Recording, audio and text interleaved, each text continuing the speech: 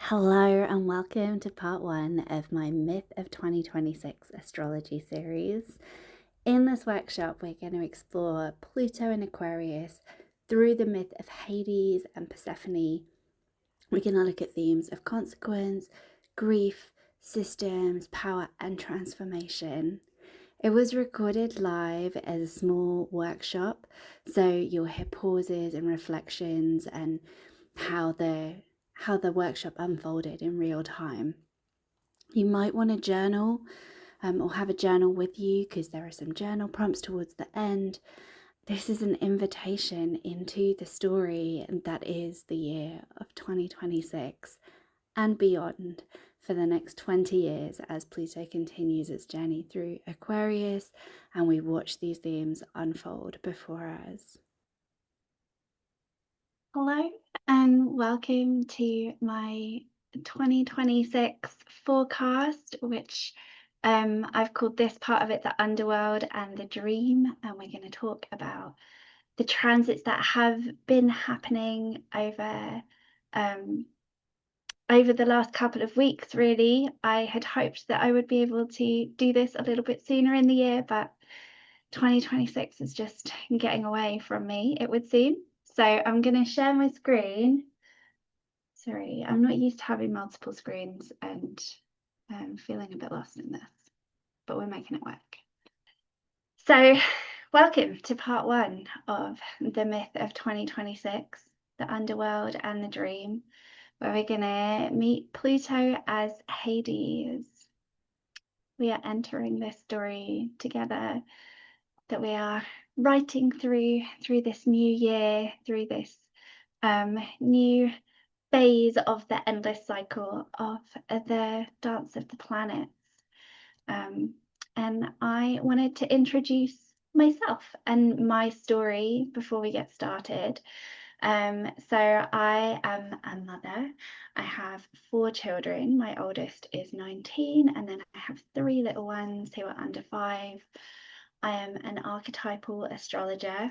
So I really lean into these ancient stories. I feel like they have a deep wisdom that is really powerful for connecting us to the energy of the planets and of the stories that we're moving through in the astrology.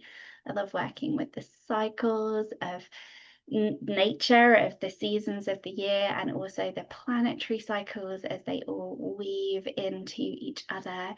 And that is very much like what we're leaning into in these workshops, is the longer cycles of the outer planets that weave these slow, deep stories through each of our charts and through the collective. And also, it feels important to introduce in this workshop specifically my experience of walking through grief. I lost my mom when I was 19 and my dad when I was 25. And my whole adult life has been in many ways shaped by these journeys of grief, these journeys of letting go. And more recently, I lost a daughter when I was 17 weeks pregnant, and walking through that journey of letting go of a life that never really begun has really shaped my journey as a mother and as a human, and definitely shaped the way that I work with Pluto and Hades. And so I wanted to open this space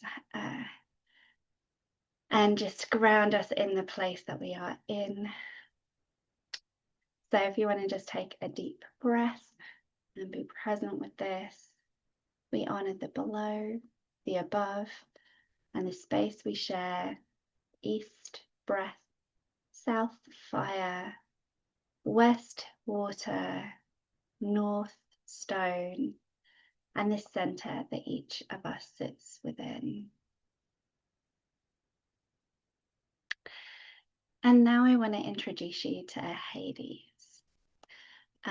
I think often when we talk about Pluto in astrology, we talk about him as a bringer of destruction. And when we look at these gods of death, when we look at Hades, the ruler of the underworld. We think of him as someone who's going to come and bring death to our door.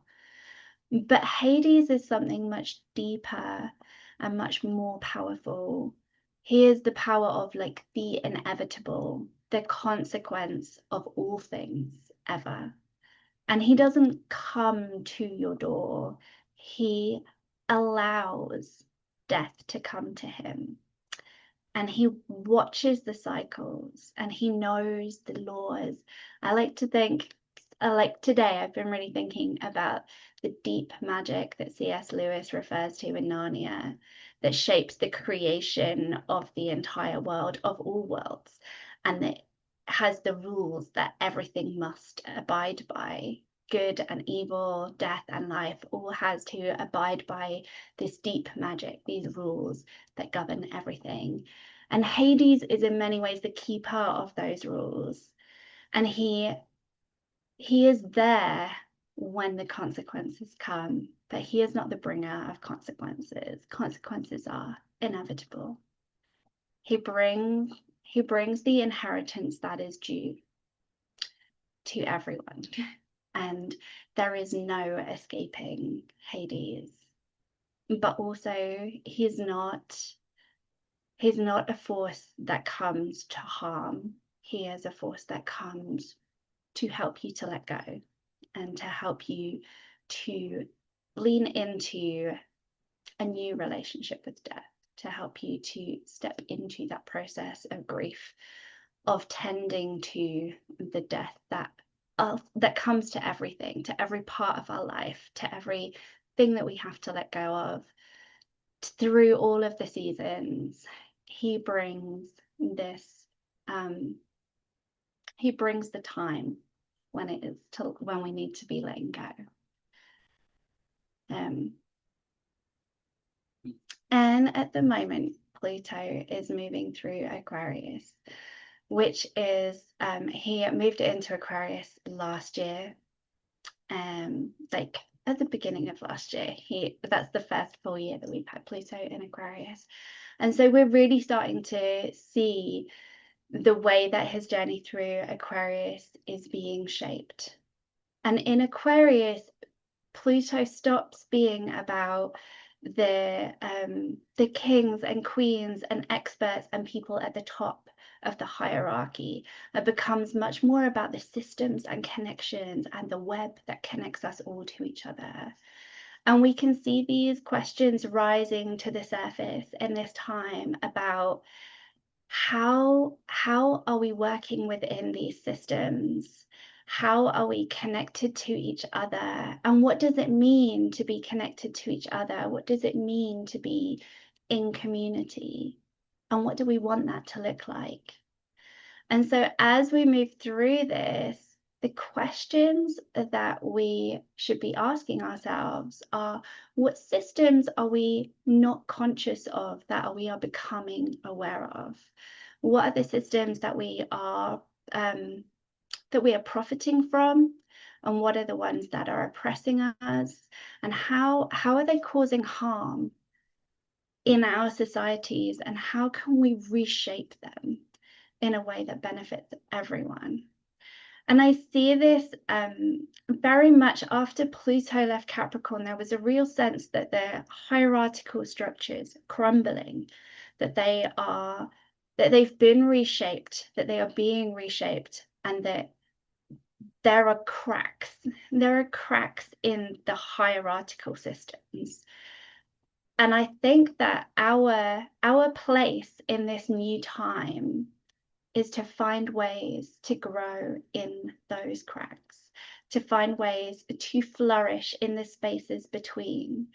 And I see this visual of like the little like plants that grow through cracks in paving stones and through like cracks in foundations, and how the nature finds a way to move through even the most solid and the most the most solid materials that you feel like a plant should never be able to survive in. I think that our place is to see where these cracks are and to find ways to bring beauty and to bring life and to bring connection where there might not be connection or where there hasn't been connection for a long time, because there are spaces where we can flourish even as the world changes, even as we see things collapsing and changing and shifting around us. There are spaces where we can really flourish through these transits, through the world that is being shaped this year. Oh, I have been sitting with this for a while. This is a very long quote from Jurassic Park that I fully intended to make a bit shorter than this, but I keep going over it and being like, oh no, I don't want to lose that bit of it. So I'm going to read the whole thing because I'm a big fan of Jeff Goldblum's character in Jurassic Park. I think he has deep, profound wisdom for this time.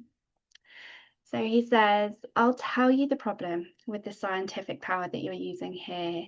It didn't require any discipline to attain it. You didn't earn the knowledge for yourself. So therefore, you don't take any responsibility for it. You stood on the shoulders of geniuses to accomplish something as fast as you could. And before you even knew you had it, you patented it and packaged it, and now you're selling it. The scientists were so preoccupied with whether or not they could that they didn't stop to think if they should. This is not an animal that was wiped out by deforestation. Obviously, we're talking about dinosaurs here, or the building of a dam. Dinosaurs had their shot, and nature selected them for extinction. And this speaks really clearly of like the relationship between Pluto in this time, the place of consequences. And we all know how it ended with Jurassic Park.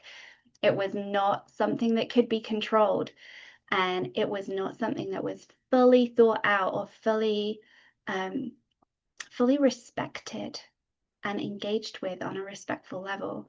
This idea that we could recreate dinosaurs and create a theme park with them. But this speaks so clearly to the shifts that Uranus is making as it moves into Gemini, that we're going to revisit in another workshop, and also its connection to the place where Pluto is. They are going to be trining each other this year, and that makes a really easy connection of energy where we'll be able to really see the consequences of our actions, the ways in which we are pursuing progress without taking responsibility for it, taking responsibility for those consequences. And I think that Jurassic Park is a really powerful metaphor because, yeah, engaging with nature in a way that is respectful and fosters connection is often the answer to so many questions, to so many of the things that are going on in the world. So in this journey, as Pluto is in Aquarius, we are watching the other planets, these faster planets that we follow every year around the entire zodiac. The first planet that is going to meet Pluto, or that has met Pluto, because I'm coming at this a little bit late, was Venus. Venus met Pluto on the 20th of January. And as Venus meets Pluto, the question is, not the question, it's like desire meeting the underworld. And this feels like a really powerful Persephone story motif. And so I wanted to share that story and to talk about what it looks like when Venus moves through the underworld, because I think these journeys of descent are something that we all go through, that we all connect with. And so Persephone is a young maiden walking through a field, picking flowers, and the earth opens up and swallows her into the underworld. There are many versions of this story, so you may have heard this differently. But as she is swallowed into the underworld, her mother, Demeter, hears her scream and goes searching for her. We don't know what happened to Persephone in the underworld. That is not a part of the story that is told. But she spends some time in the underworld whilst her mother searches for her, and she asks humans and gods, and no one knows, and no one saw what happened. But one goddess, Hecate, heard the scream too, and she came to Demeter and she said, let's talk to Helios, the sun, who sees everything, who shines on everything, and let's ask what happened to Persephone. And so they go to Helios, and he tells them what he has seen, that he saw her swallowed up into the underworld, but that he also saw her father, Persephone's father, Zeus, giving permission for her to go into the underworld. And he speaks of this conversation where Persephone, the daughter of Zeus and Demeter, the god of the sky and the goddess of the earth, she was destined to become the queen of the underworld because she was the only person who could be the mediator between life and death, between the world and the underworld, between the earth, the sky, and the great below. And so it had been decided by these brothers, Zeus and Hades, that she would become Hades' queen, the queen of the underworld. And she had just been taken. And Demeter grieves the loss of her daughter. And as she grieves, I think I have another slide for Demeter's story. And as she grieves, she stops sustaining life. She is the goddess of the earth. And now we look at her as the goddess of cycles and of the harvest. But back then, she sustained all of the world, all of the time, in this magical world of perpetual spring and endless abundance. And there was never a question of whether this was sustainable. But ultimately, it was an illusion, because it could never stay like that. No more that, like, Persephone couldn't stay a maiden forever. She had to grow. She had to become what it was that she needed to become. And Demeter had to lose her and had to let her go. And so she grieved. And with her, the world grieved, and it stopped producing anything. Everything stopped growing, and all of the plants died, and the animals began to die, and the humans couldn't feed themselves, and they couldn't make sacrifices to the gods, and in the end the gods needed to intervene. And Zeus made a deal that Persephone could return to Demeter, that she could be reunited with her mother, so that Demeter would begin to sustain the world again. But before Persephone left the underworld, I think, knowing that her destiny was to be queen of the underworld, whatever had happened to her down there was no way that she could return unchanged. She had been through this initiation, this underworld journey. And so she couldn't just be the maiden picking flowers in the field again. That wasn't really an option for her. So she ate these pomegranate seeds that meant that she would always be tied to the underworld, that she would always be tied to Hades. And so it was decided that she would only spend half of her time in the world with her mother, and then spend the other half of her time with her husband Hades as queen of the underworld. And so this is the story of the creation of cycles. And it's the story of how endless abundance is never sustainable. It's a story of how everything has to die. Everything has to go through these cycles of grief, of moving through the underworld, of initiation into a new calling. And I feel like this is a theme that's coming through really powerfully as Venus meets Pluto. And it shapes us. These journeys, they shape us in ways that are deep and powerful. the next initiation that we move through, the next planet that meets Pluto, is Mercury. Now, Mercury is he represents communication and our voice. And in mythology, he is the messenger. But also, a really powerful job that he has is as a psychopomp, as the one who guides souls from the land of the living to the land of the dead, as the one who moves through that space. And there are very few, even gods, who can move through this space of going between the living and the dead. Often, if you go on an underworld journey, there's no way that you can return. But Mercury delivers messages, and he moves through this space easily without needing to be completely changed, without losing himself. And as he approaches Pluto, he will have just been through a different initiation where he meets the sun. We call this a Mercury Kazemi, and it illuminates new truth within us. And so he meets Pluto with this new truth in his voice already. And as he meets the god of the underworld, there are new messages, there are new voices that are coming through. There's powerful truth that is being activated through this transit. And then following really close behind, because they've just met, the sun is going to meet Pluto. And the sun is going to illuminate what has been hidden. The sun allows us to see truth as it is.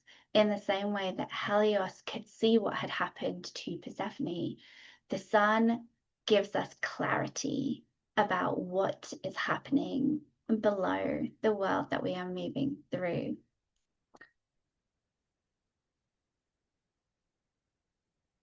And then Mars meets Pluto. This was on the 27th of January, so not that long ago. And this is the moment where we've had this activation of desire, this initiation of Venus, of like asking us what we really value, what is worth the journey to the underworld. Where is that necessary? And then Mercury gives voice, gives clarity, gives words to that. And the sun again illuminates that, bringing more clarity, more truth. And then Mars meets Pluto, and Mars brings action. Mars asks us, so now that we have this clarity, now that we know what is worth walking through fire, now's the time to walk through fire, to decide what are our boundaries, what are the things that are worth fighting for, and to make our decision about what we want to fight for. What do we want to fight for this year? What do we want to bring action, bring fire to within our lives? How do we want to live? And how do we live that with courage and purpose? And this activation of that energy.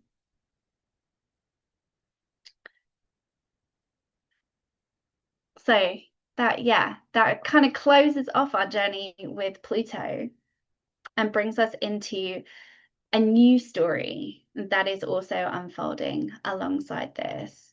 A story of the nodes in Pisces, a story of a lot of stories that have been unfolding in Pisces over the last year, as we've seen Saturn move through Pisces and Neptune moving through Pisces, and throughout most of last year, them almost playing with, like, joining together. They've all crossed paths with the nodes, and the nodes represent this trajectory, this fated path that we are following through this lifetime. And in your chart, that's going to be a personal thing that you're heading towards, a personal way that your energy is shifting. But as they move through the collective, they unlock these different types of energy. And the nodes in Pisces have a quality of water, of dissolving, of connection. And as we've seen, particularly Saturn move through Pisces, which we're going to talk a lot more about in the next workshop, so I need to not go into too much detail, but Saturn brings these structures. And as he moves through Pisces, there's been a sense of those structures like being washed away and washed away. And there's more connection where there once were walls. Now there are cracks in those walls. There are ways in which they're dissolving. There are ways in which we are more connected to each other and to the spiritual realms and to new ideologies and new ways of being in connection with each other and with the world. And as the nodes move through Pisces, the story that really brings them into this part of the workshop is that Mercury is going past the nodes and then he's going to come back to them. They're not just doing their regular thing that they do every year and like moving backwards through the zodiac and almost like moving in their own path that look like not necessarily related to the planets because they're not a physical thing. They're like a point of the moon's orbit.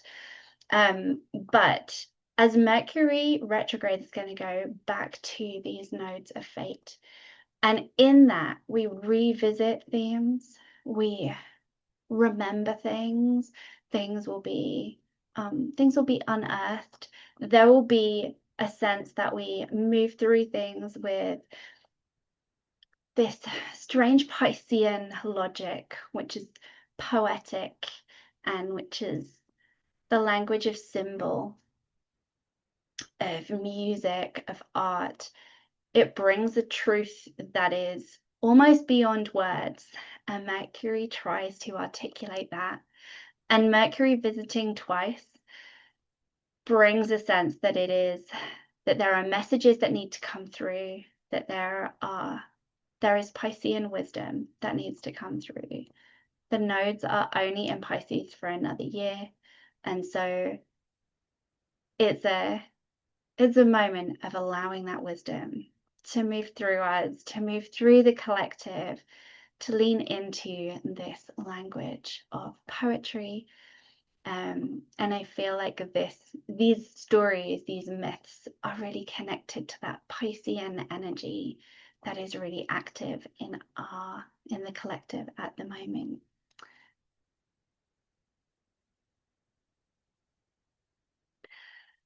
And so I wanted to offer some journal prompts, some reflections, some space if anyone has any questions or anything that they'd like to share about their journey, about what it has looked like for them to move through this energy or what they feel is coming up in this coming year. Feel free to screenshot these and you can use them if you would like in the future.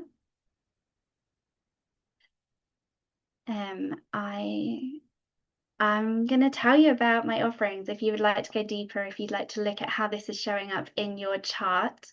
Then I offer astrology readings where we can look at your chart and how these pieces are all moving through them. I have a soul spark reading, which is a 15-minute video recording where I'll look at your chart and explain to you what I see coming up. And you could ask a specific question if there's something you're really curious about for that.